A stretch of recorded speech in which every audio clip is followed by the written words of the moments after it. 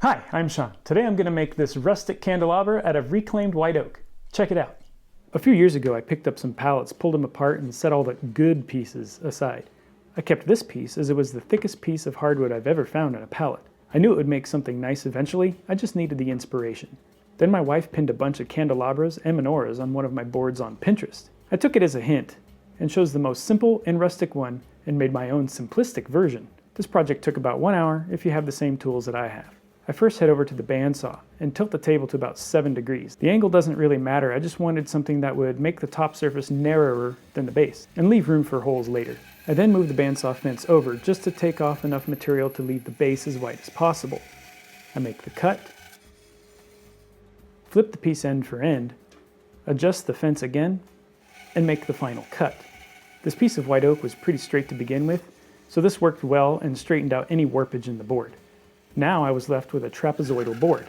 To make the last candle holder to be taller than the rest, I kept the table tilted to 7 degrees and removed about 1 inch of material from the top, then rotated the piece out of the blade at the end of the cut to leave a pedestal of sorts.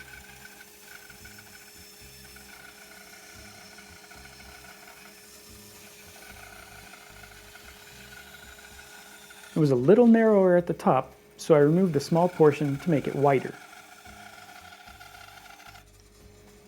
Now comes the boring part, literally.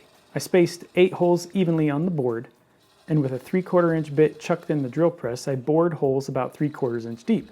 Most tapered candles are 3/4 to 1 inch in diameter.